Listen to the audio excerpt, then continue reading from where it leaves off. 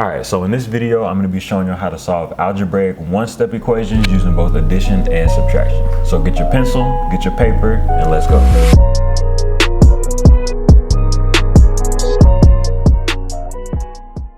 Alright, so one of the most basic and fundamental skills in math period is solving equations. You're going to see solving equations 9th grade all the way through 12th grade and even past that. So it's really important to master these concepts right here so that it doesn't become a problem later on. The best way to understand and visualize what's going on when solving equations is to look at a scale.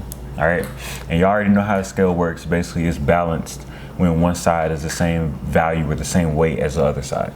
All right, so pretty much all algebra is dealing with two sides of an equation or a balance basically, and trying to figure out how much one missing value is. And so what we're going to be doing is solving for this missing number or this unknown value. What I want you to do is pause the video real quick and see if you can think of a way to where we can figure out how much this missing box weighs. And you got 6 pounds over here and 10 pounds over here. So see if you can figure out how much does this box have to weigh. Hopefully one of the things that you came up with was taking 6 blocks off of the left side and then knowing that to keep it balanced, you have to take 6 blocks off of this side as well. And it's still going to weigh the same thing. So the missing unknown box is going to be the same weight as whatever's on this side after you take those 6 off. So what we could just do is I can just basically take these 6 off, and then, you know, if this were the case, then this side would go down because it's heavier, right? And we want to keep it balanced. So what we do is we take off 6 blocks on the other side too. So this scale is still balanced, but it's just 6 blocks less over here and 6 blocks less over here. Now we can see that the missing block is going to be the same as 4, since that's what's left over. All right, so now we can see that that missing block is equal to 4 blocks. And that's really what algebra is. Just, you know, 6 blocks were added onto here. And so to undo that, we want to take those 6 blocks back off. And then to keep it balanced, we want to take 6 blocks off of the other side. So it's just like something's being done to this side, and whatever was being done, we want to do the opposite and undo everything that was on this side. And then just making sure that we got to keep it balanced. Whatever we do to this side, we got to do the exact same thing to the other side. And then once we, you know, get it down to where the missing thing is by itself, then we can just look on the other side, and that's how we can figure out our missing variable. All right, and so looking at it algebraically, what it would look like as an equation is just x plus 6 equals 10. And so all that's saying is this missing block, however much it is, 6 pounds were added to it, and it came out to be the same as 10. And that's just, think about the equal sign as representing a balanced scale. One side is the same value as the other side.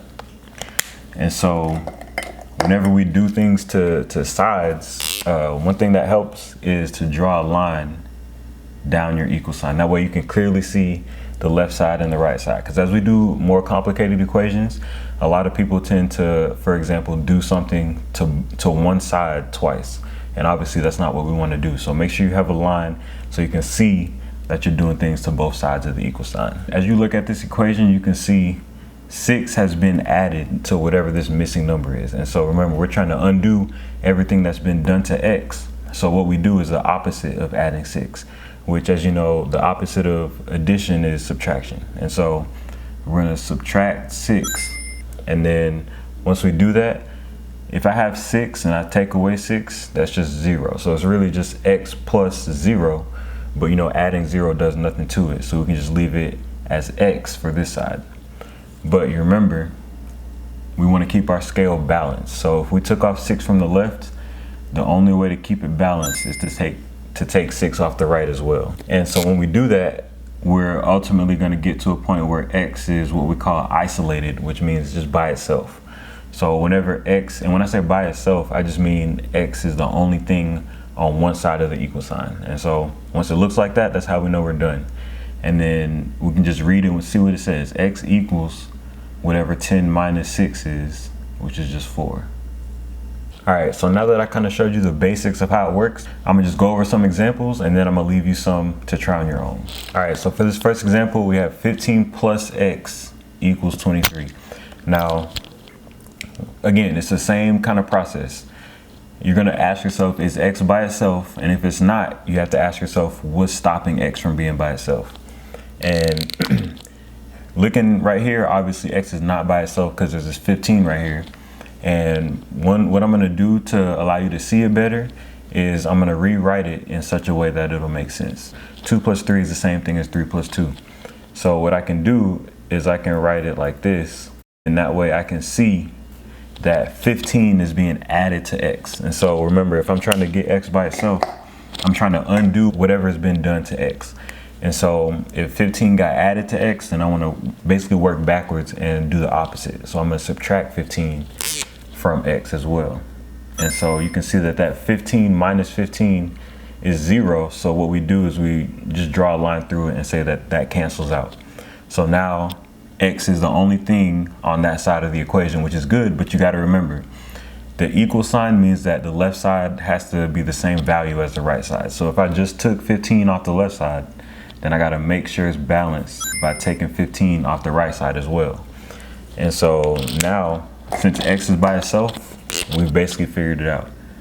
X is going to be equal to whatever 23 minus 15 is. And so 23 minus 15, that's going to give me 8. And so x is by itself, so we know that x, it has the value of 8. And that's pretty much all it is. So let's do a couple more.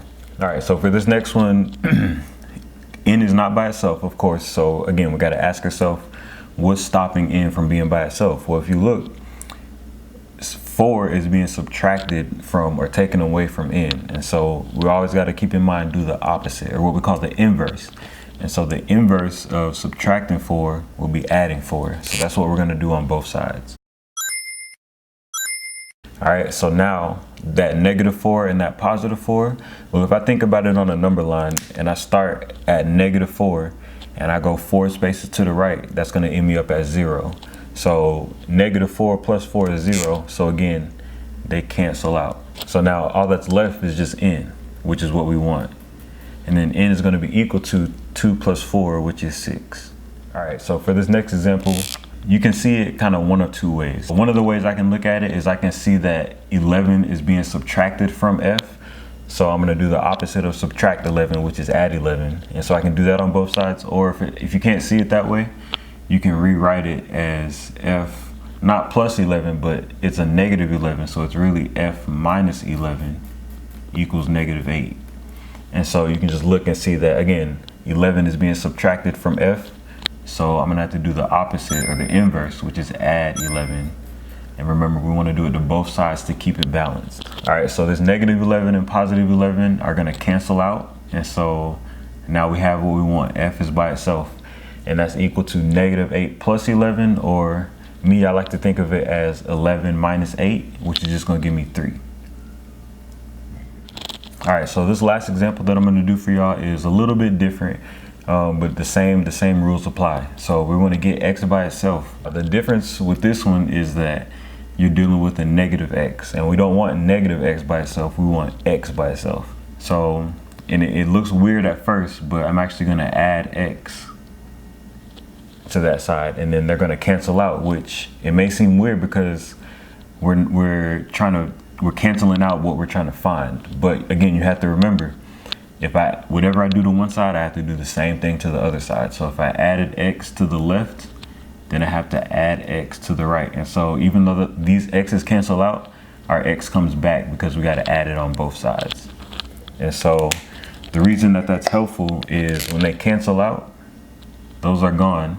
And so I'm left with just 10 on the left side, and that's going to be equal to 4 plus x. And so now we have that positive x that we want to solve for, not that -x. And then we can just do it like normal. So I see that x has a 4 being added to it, and I know it's a +4 because there's no negative sign. If there was a negative sign right here, then I would have added 4 to both sides. But it's a +4 being added, so I'm going to do the opposite and subtract 4. And then those 4s, that +4 and that -4, are going to cancel each other out. And on the left side, I'm equal to 10 minus 4, which is 6. And that's equal to x. And so you can leave it like this, or you can, it's the same thing as saying x equals 6, either way.